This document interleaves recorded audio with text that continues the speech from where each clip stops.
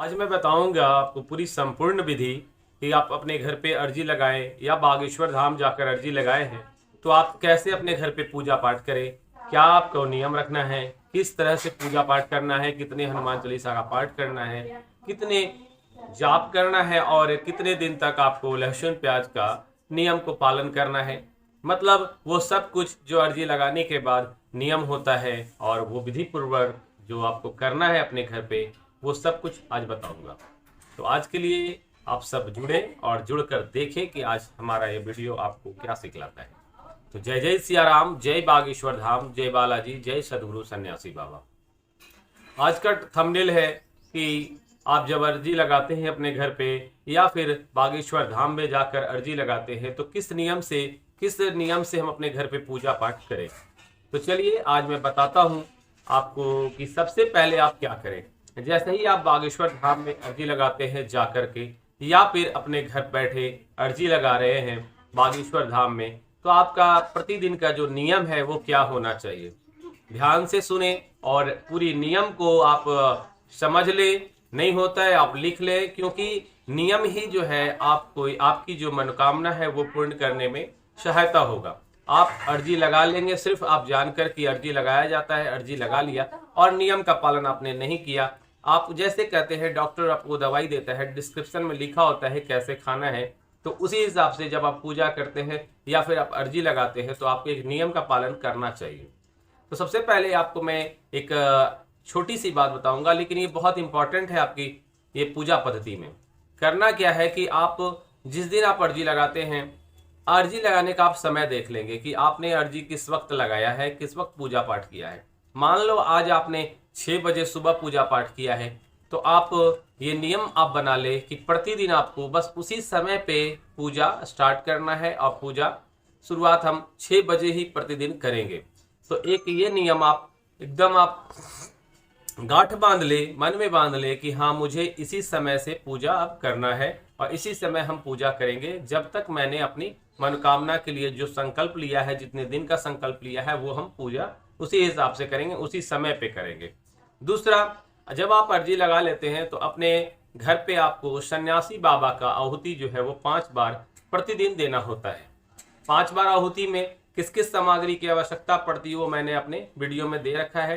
हो सकेगा मैं इसमें आपको लिंक भी दे दूंगा कि आप आहुति कैसे दें और आहुति में क्या क्या सामग्री लगता है।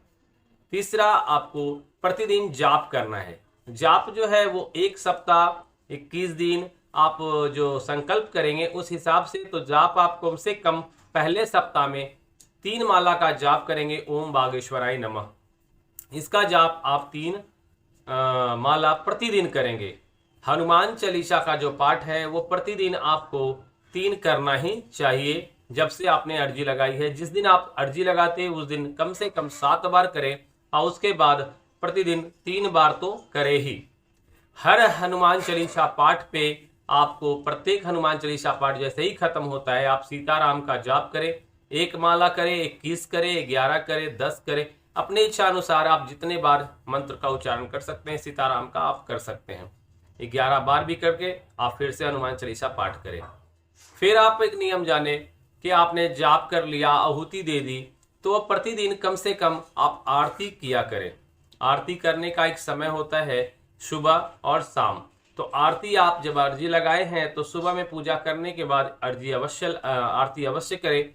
शाम को अगर आपको जैसे रात में आप आते हैं लौट करके, जितने भी वक्त में आए 8 बजे 9 बजे रात में, उसके बाद एक टाइम आप फिर से रखें, शाम को आरती करें, नहा धो के स्वच्छ हो जाए या फिर पवित्र हो जाए, सात्विक भोजन करें तो आप पवित्र ही रहेंगे। उसके बाद आप शाम को आरती करें और कोशिश करें कि अगर आपके पास रामचरितमानस का किताब है तो आप रामचरितमानस के किताब से कुछ श्लोक पढ़ना प्रारंभ करें। 5 श्लोक भी प्रतिदिन पढ़ें। रामचरितमानस अगर ना हो तो सुंदरकांड भी 5 श्लोक, 8 श्लोक, 11 श्लोक प्रतिदिन उसमें से भी पढ़ सकते हैं। तीसरा इम्पॉर्टेंट और मतलब 5वां इम्पॉर्टेंट ये है कि आप पूरी तरह से श्रद्धा रखें, विश्वास रखें कि आपका जो मनोकामना है वो पूर्ण जो है वो बालाजी कर देंगे। और अंतिम और लास्ट बता रहा हूँ कि जैसे आपने 21 दिन का संकल्प किया है तो आप 21 दिन के संकल्प के बाद कन्या भोजन करवा कर लहसुन प्याज का सेवन कर सकते हैं। कन्या भोजन में 5 कन्या का भोजन करवाएं। कन्या भोजन मीठा खिलाकर करें। मीठा में आप खीर पूड़ी, हलवा पूड़ी, कुछ भी आप खिला सकते हैं जो मीठा हो, सात्विक हो।